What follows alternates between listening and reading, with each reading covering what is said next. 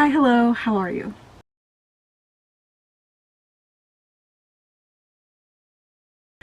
Good morning, happy Monday. It's the 6th. I originally filmed this on like the 31st, something like that. Maybe it was the 1st. And last night, I was like, I'm gonna sit down and edit. And then I thought, I should delete all this old footage in my camera. And I wasn't paying attention, and I accidentally deleted the like 3 days worth of footage that I had filmed last week, so oh well.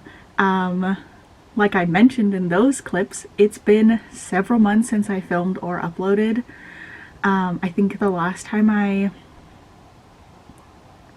haven't uploaded anything since like May, and I haven't even done any reading since July. So I'm just getting rid of all that footage and starting fresh. It's been a very stressful couple of months, but very exciting. I got married in October. This is what my ring set looks like. And pretty much from like the middle of August to October, it was just all wedding stuff. Like finding the last of our few vendors. We had a ton of drama with our venue. And like wedding things, centerpieces, table settings, sending out invitations, having to contact family members who didn't RSVP by the timeline, family members who reached out after I already finished my table settings. And we're like, oh, we're coming by the way. And I was like, now I have to rework all of this. Signs, just DIY things, so much stuff. So I really didn't have a ton of time for reading. I think I read in August and September maybe 2 books. The last one I remember reading was The Sun Bear Trials by Aiden Thomas. I really enjoyed that, and it just came out, so there isn't like a sequel coming out anytime soon, but once it does, I will absolutely read that. I did, however, recently finish All Our Demise by Amanda Foody and C.L. Herman. I really enjoyed the first book, All of Us Villains, and like flew through it. It was one of the books that I read, I think, in July. In June and July I read 7 books, both months, which is a little bit more than normal for me. I try to read about 5 books, but I read 7 books. It was really into these like thriller, murder, mystery books that were just like spooky at the time. But this came out in August. I tried to read it, just couldn't get into it. Finally finished it on like the 1st, I think, or the 31st. I give it a 3 out of 5 stars, 3.5 out of 5. On Goodreads I rated it a 4. If I do a half percentage personally, I always bump it up on Goodreads just because, for the author, essentially. But this is like Hunger Games set in New England. There are 7 families who control the magic in their little town, and it's because every like 20 years or so they pick a champion from their family, usually young teenagers, to compete in a tournament to the death. And so the first book is all about the tournament, and it's really good. And then the second book is that they've decided they no longer want to be volunteers, victims, whatever it is. They want to break the curse that causes their families to do this tournament every single couple of years, every 20 years or whatever, where 6 of them out of the 7 have to die. They decide they're going to break the curse and get rid of magic.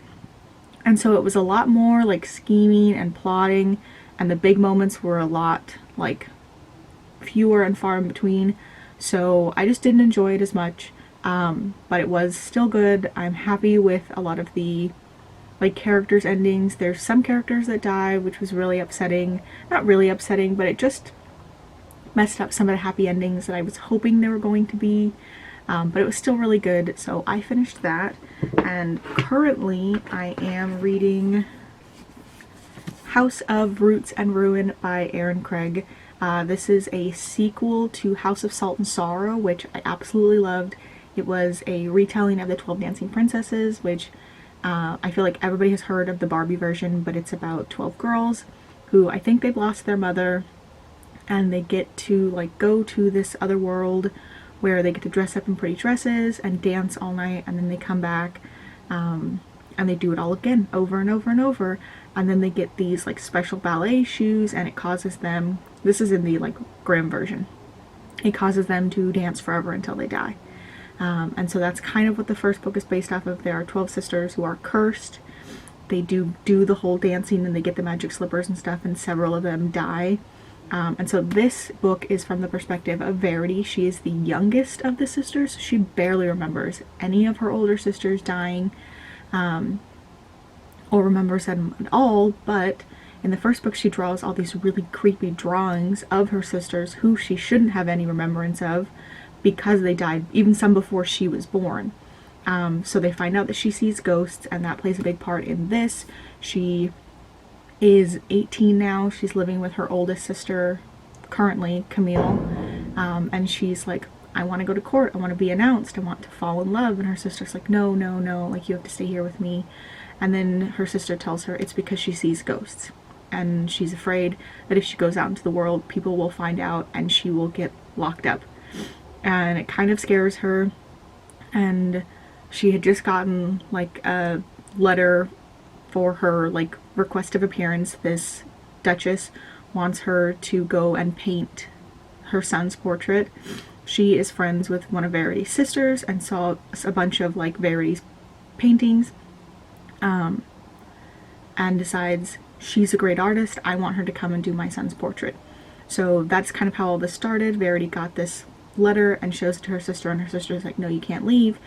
And she thinks that her sister is making up the ghost stories and is just trying to keep her trapped in the house with her forever. So she flees in the middle of the night. And so this is her in Chantilly, which is the like manor that she's staying at, painting this duke's and duchess's son. I read quite a lot last night. Let's see. I'm 343 pages in. I do Angie's way, so I plan out my books ahead of time, total up all the pages, divide them by the number of days in the month to figure out how many pages I need to read each day in order to finish all of the books by the end of the month. I have to read 79 this month. Today is the 6th, so I need to be... Yesterday I should have gotten to page 395. I think I'm a little bit behind that. Today I need to get to 474 in order to finish this book tomorrow at 534. So that's what I'm reading currently. Next, what am I reading? Oh, The Atlas Paradox. I've been trying to read that for several months now. Hopefully, now that I have more time, I'll be able to do it. It just is a bit of a dense book. They're in like this very high class society, not high class, intellectual society, and so the language in the book can be a little bit droll sometimes and hard for me to understand and just get through. But that's what I have up next, so I will update you most likely when I finish House of Roots and Ruin. Good morning, happy Tuesday. My days are all messed up. I do have Friday off this week though for Veterans Day. That's nice. I just realized that, and I'm glad I was looking at my holiday schedule. I am so happy today though for two reasons. One, I finished a book last night, and two, because it's cold. It's not super cold. It's only gonna get up to 69 degrees today, which is just bliss. I absolutely hate the heat. When I say I hate the heat, people think I mean like I hate summer. I don't hate summer. I love summer activities and the things that you do, but I live in Southern California where sometimes, usually each year, we get 2 to 3 weeks where it's 100+ degrees. Where I live, the highest we get up to is like maybe 106. About an hour away where a friend of mine lives, they get up to 116, and it is just absolutely miserable. I just love cooler weather better, and I'm so happy that we are finally getting into that. Reading wise, I finished House of Salt and Sorrow, House of Roots and Ruin. House of Salt and Sorrow is the first book to this. I I finished this last night. I wasn't technically supposed to finish it until today, but I was just really enjoying it. You get to the end, to the last 100 pages, and it's like, am I really going to put this down right now when so much is happening? So I gave it a 4.5 out of 5 stars. It's not quite a 5 stars, but I really enjoyed it. I love Alex and Verity, and there is this like huge twist at the end. Spoilers, this is relatively new. If you don't want to be spoiled, skip ahead a few minutes. But we find out that Alex has 2 brothers, Julian and Victor, who they were separated when they were about 4 years old, because we find out that Alex's accident wasn't an accident. Julian and Victor threw him over their balcony like 40 feet. It's kind of messed up. We find out that because Julian can hear people's thoughts, Victor's are so volatile and intense that they almost like control him. So it makes me think that it wasn't Julian's fault. He just becomes so consumed with Victor's thoughts that he was compelled to do it. They also end up killing their father in the end, and after Julian does it, and he has just this like such intense way that he kills the dad, he like comes out of a fog and he turns to Victor and he's like, what did you make me do?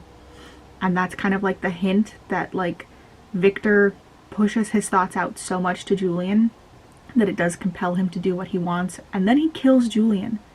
And he's like, Julian was just going to give up his like right to being heir to Alex. And he didn't even ask me if I wanted to be the Duke. And he kills his brother and they kill their father. The mom accidentally dies. The grandmother dies. But him and Alex are fighting. And Camille, Verity's sister, shows up and helps save her because she's fighting the grandmother. And then all of a sudden this body gets thrown over the balcony, and the brothers are triplets, and so she thinks that it's Victor, and I just immediately was like, Alex is in a wheelchair. How did you think that he could throw Victor over the balcony? Instantly, I was like, no, that's not him, that's Alex. But we're also told that Alex is almost like immortal. And so we get to the end, Verity and Alex have married, and she wakes up and Alex is sitting by the window, and she smiles and she says, good morning, husband, and he says, good morning, wife. And then she said he turns back towards the window and crosses his legs. And I'm like, oh, that means it's Victor, because Alex is in a wheelchair, he's paralyzed from the waist down. And then we get to the next scene where these like priests are preparing the bodies that have their family that have died, Gerard, Dauphine, Julian, and Victor. And then it says that the priest like feels a heartbeat in Victor's body, and I'm like, that means it's Alex. And that his hand slightly twitches. So we're getting a 3rd book. I think we might be getting more because there's already a book listed on Goodreads that is from Lenore's perspective, which is one of Verity's sisters, who used to be a triplet. And she has kind of like separated herself from the family. She's been through so much, she doesn't really talk to anybody. So that's the 3rd book. So I'm wondering if we're getting 4, maybe 5 books, I don't know. But I really enjoyed this, 4.5 out of 5 stars. The next thing I'm going to read is The Atlas Paradox. It's in my room though, and my husband's sleeping. I don't want to wake him up. That's what I'm reading next. I'm just in a really good mood.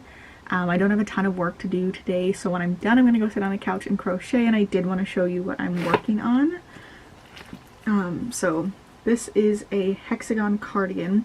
It's in the shape of a hexagon, and when you fold it over, it starts to look like this is the sleeve and this is the front of the cardigan. So I think I have like 6 or 7 more rows to do before it's a good size to fit. And then I have to do the other side and then put it together and do a border. So I'm just so happy that it's cold and I can finally break out my sweaters and just be comfortable. So I'm gonna get back to work and I will update you later. Good morning, happy Saturday.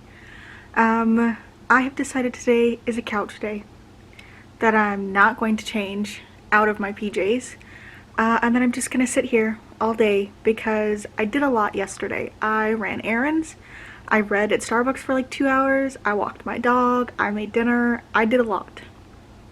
So I'm hoping to not leave the house at all today. I do need something from Sprouts for some cup orders, but I might just have it delivered. The Sprouts is really close, which means I should just go pick it up, but it means there's no delivery fee because it's within like a 2-mile radius. So I might just like order that and maybe some snacks and stuff, but I really don't want to leave the house today.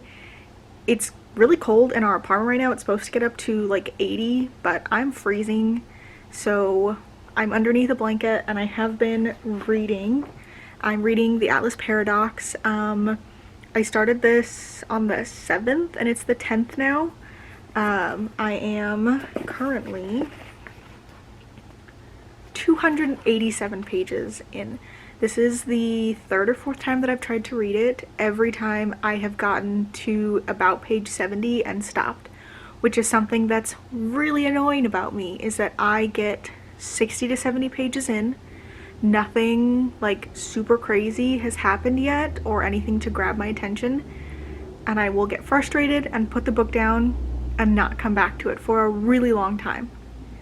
And most of the time when I pick the book back up again and read sometimes just one more chapter, the thing that like gets me is in that chapter, and I'm like, had I just read one more chapter 6 months ago when I first started this book, I would have been hooked. So I think I need to like make a rule that I need to read 100 pages before I set it down and try to start reading something else. But that's what I'm reading. It's very interesting. I really love Olivia Blake's like writing style and this like dark academia style. And I always wonder how much time you have to spend to write books like this, where there's so much like science and philosophy and stuff like that in it. It's so good. I'm at a point where like all of the initiates experiments are kind of starting to revolve around each other, and you realize that Atlas is definitely manipulating them. The things that they're choosing to study seem like their own choice, but then you see the way that Atlas has kind of influenced them to make these choices for this like grand scheme that he clearly has of either being a god or creating a universe and where he is a god. And I'm really liking it, and I wish there was a little bit more Libby. She's a character that I identify with as an anxious homebody. But I'm excited to see her reunited with the group, and based on where I am in the book, she hasn't been rescued yet. There definitely has to be more books in this series, so that's all I'm doing today. I'm also going to crochet a little bit. I think I'm going to take a break and crochet a bit. I just bounce back and forth between those two things. It's noon. My husband is probably not going to be awake for 3 or 4 more hours, depending on how late he stayed up last night. He works nights, so his sleep schedule is complete opposite of mine. I think we got to hang out for like 4 hours yesterday before I went to bed.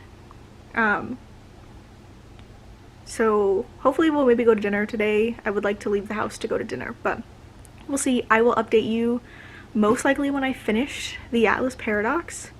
And I think I might finish it early according to like how many days I've given myself to read it. I might finish it today, and I don't think I need to finish it for like another 3 days, which will be really good for me because then maybe I can add in a 6th book this month. I'm not sure, but I will talk to you guys later. Good morning, happy Monday. I stayed up a little late last night, late for me. Going to bed past 11, honestly, can either be fine or really hit me. And even when I finished The Atlas Paradox, I still stayed up a little bit on like TikTok, which was really stupid, but I finished The Atlas Paradox last night. I really enjoyed it. I think I gave it a 4 stars on Goodreads. It's more of a 4.5 for me, not quite a 5. 5-star books really just have this feel where when I finish it, I'm like, and when I finished this, it was relief, but it was just like, oh, I can go to bed now. We finally get Libby back. This is spoilers, so skip ahead if you don't want to hear any of this. Libby is finally back. They really dragged out her return, but that does mean that we are going to get a third book where Libby is like reunited with everybody, with Nico, with Tristan. Everybody got like an ending I was kind of happy with. I don't really care for Parisia and Reyna. I think they're both very self-centered. They don't really think about anything outside of themselves. Reyna is in her whole own world in the entire book. She's only interacting with Callum, which was interesting. She's just using his ability. And at the end, they're kind of like teaming up. I really liked Tristan and Nico together as like a pairing. Not a sexual pairing, although they're all hooking up. Truly. There's not a single character I think that is straight. But Tristan kind of realizes that he can see Quanta. I'm not a scientist. I don't know how to explain this, but the like matter that the universe is made out of whenever he's in a near-death situation. So he asks Nico to kill him or attempt to kill him. It's the attempt. When he thinks that his life is in danger, he is able to like slow down time essentially and see all the particles that make up magic and rearrange them. So like if you fire a bullet at him, he's goes into this like state where he's able to slow down time and like rearrange the bullet, break it apart, or rearrange it so that it's turned around and fire it back at you. He asks Nico to attempt to kill him, and the first couple attempts don't work because he doesn't really believe that Nico is going to kill him. And then Nico is like, fine, I'm gonna really do this. And he sneaks into Tristan's room at night and he like smacks his hand on his chest, and I'm sure with his like magical abilities it's like 100 times harder, and it stops Tristan's heart, or it's like about to, and Tristan's able to like contact that part of his ability and move himself towards the window to stop Nico from actually killing him. And when he's done, he's like, you motherfucker, you really tried to kill me. Like he had asked, but he didn't believe that Nico was really going to fully commit to it. And I really loved those moments, especially when he's like, I'm getting so tired of you trying to kill me. Like Nico was really running with it. And I missed that sort of banter in this book that him and Libby had in the first book. I also really enjoyed Nico's ending. I didn't expect him to kind of end up with Gideon. And then of course, the second that him and Gideon kiss, Libby shows up. And I'm like, ooh, okay, what's going on with that? Like, is she going to be with Nico? Is she going to be with Tristan? I enjoyed Libby's story. It was very, very drawn out. A lot of time passed. There were tons of time jumps where it was like weeks later. And it did kind of seem like we were just trying to get to the day where they are able to leave. After 2 years, they do their initiation year and then a research year. And at the end of their research year, they are able to leave the like Alexandrian home that they've been staying in and go off into the world and contribute and, you know, do all these things. So it felt like the time jumps were just so that we could be a year in and they would be leaving at the end of the second book. So I felt like hers was kind of drawn out. She also meets this character named Belen, who we find out in the time that Libby is trapped in. She's Belen in the present. So Libby's been put into a different time by her ex-boyfriend Ezra. It's 1989. She meets a girl, Belen, who helps her, who unknowingly kind of helps her try to time travel back to 2022, I'm thinking. And in 2022, Belen is actually like an older woman. She's a doctor, and she has all this fury and hate inside of her because of Libby towards the society. So we find out she's one of the people that's teamed up with Ezra to try to take down the society. And she ends up dying, I think, or she might have been, I don't know, I couldn't tell. It's not like said super fully that she's dead. I was reading this kind of late last night, like I said, so maybe she is, but it just felt like her character could have not existed and Libby's journey would have still been fine. Like, she could have found anybody because she's got all this vengeance and hate towards Libby, and they don't even get to meet in the future, which I thought was like once it was exposed that she was Bellen, I was like, oh, okay, here it is. She's gonna tell Atlas about Libby, or she's gonna try to prevent Libby from, you know, doing XYZ or mess up her getting back to the future. And no, she has like a conversation with Atlas about how she wants to kill him. And I'm sure Atlas knows who she is and what she means to Libby and Libby's progress.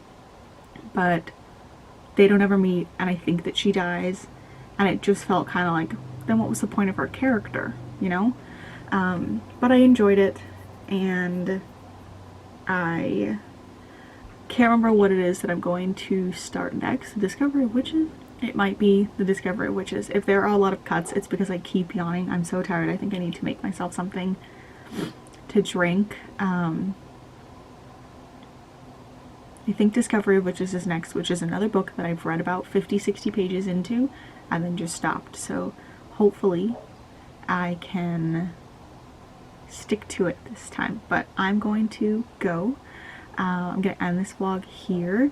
If you like this video, please give it a thumbs up, subscribe, comment down below, let me know how you've been in the last couple of months, what kind of things you've gotten up to, what you're reading this month, how you're feeling, and I will talk to you later. Bye!